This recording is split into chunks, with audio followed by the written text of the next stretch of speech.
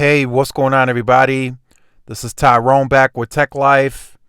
And here we have another great article from RCR Wireless, which I will leave a link to it in the description so you guys can check it out.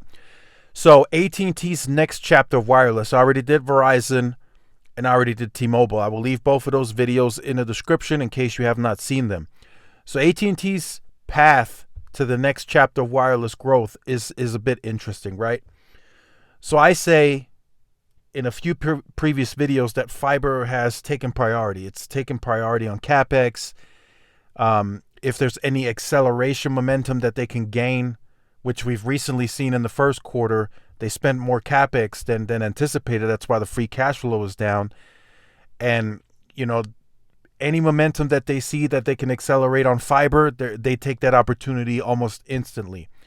Homes passed is going to be a very important number for AT&T by 2025. Now, here's what's interesting. So this is the process now for AT&T's growth.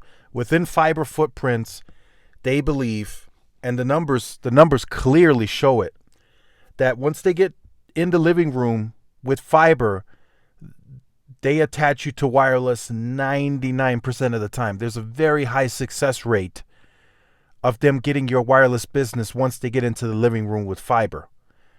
It's almost a no-brainer. You bundle, you get the 25%. AT&T sends a rep to the house. It's a no-brainer. It works just about every time.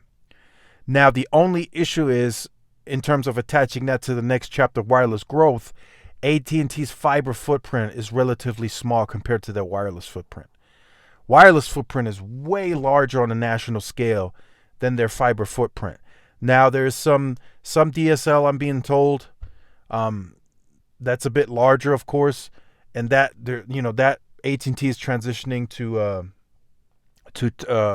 moving those customers onto fixed wireless access, and then I am hearing that eventually will also be given that 25% discount. That if you attach fixed wireless access with wireless, you get 25% off. That's what I'm hearing, that's what they'll bundle and discount with. Like the carriers, Verizon and AT&T, they discount their fixed wireless access if you bundle with wireless. It seems AT&T will also be doing the same. And it's in their best interest because it works. It works. The conversion rates, like I said, are very, very high for AT&T in that regard. But they need a larger footprint to really be able to continue that growth, right? If you look at the recent quarter from AT&T, if you look at the analysts' concerns, the concerns are, of course, there was a negative free cash flow estimate and growth is slowing down significantly, right? T-Mobile missed their target by like 20, 30,000 customers. AT&T slowed down compared to last year's Q1, like 300,000 to 400,000 customers less. So that's a concern to the market. The next chapter of growth, I think AT&T will have to become innovative. They'll have to figure out other ways to continue the growth engine on wireless. Fiber is only going to do so much because that footprint is much smaller, even as they get to more homes passed. Currently, the last time I checked, AT&T's wireless network is 2.91 million square miles, just for comparison. AT&T's fiber footprint is closing in close to 12,000 square miles. So big difference, right? Huge difference in size.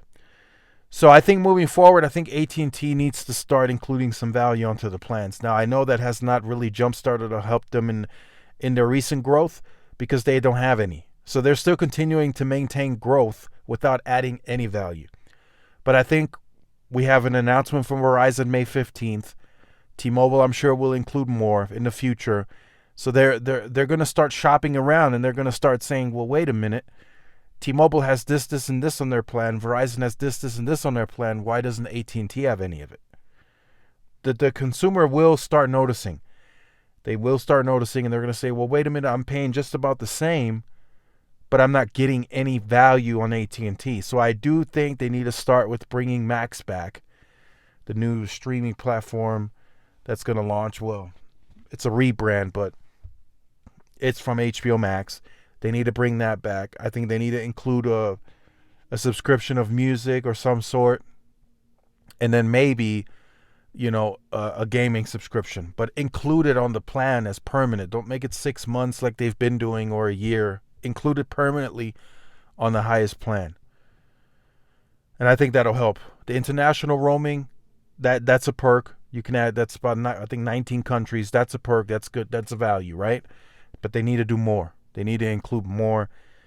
And I think in order to compete, right, it's all about competition. You can't just sit there and not compete. You have to have a competitive edge about you. And the clear value proposition from Verizon is that they have value, right? The reps, they'll throw it in your face. Hey, with this plan, you get this, this, and this, and this. Same with T-Mobile. But T-Mobile has the perks and they're cheaper, so their value proposition stands out a bit more. AT&T, not so much. But that's what I think. They need to start including some perks again. They need to start adding those perks into the go-to-market strategy. And then they really need to focus on the mid-sized markets. I've been told this very clear. They struggle in mid-sized markets. Not just Hispanic markets, but all mid-sized markets. They have the lowest share. They struggle there. They struggle there. That's where T-Mobile absolutely dominates, right? They dominate there. AT&T really struggles. So the mid-sized markets that are border towns to Mexico, easy money. AT&T owns both networks on both sides. It's native. You need to really drive home that point with local marketing. For this price, you can travel back and forth, and it's a seamless experience. That's something that T-Mobile was famous for back then. Mobile without borders, if you guys remember that. Now T-Mobile constrains that to 15 gigs, and a lot of those customers are still traveling back and forth. That might be throttled at some point. AT&T could be that option. So AT&T has more plays to make. They really do. They have more plays to make. They have more homes touched with fiber that they can grow wireless, but they need to start pivoting away from that strategy because fiber is only so big, right? It's only so big. It doesn't match the wireless footprint.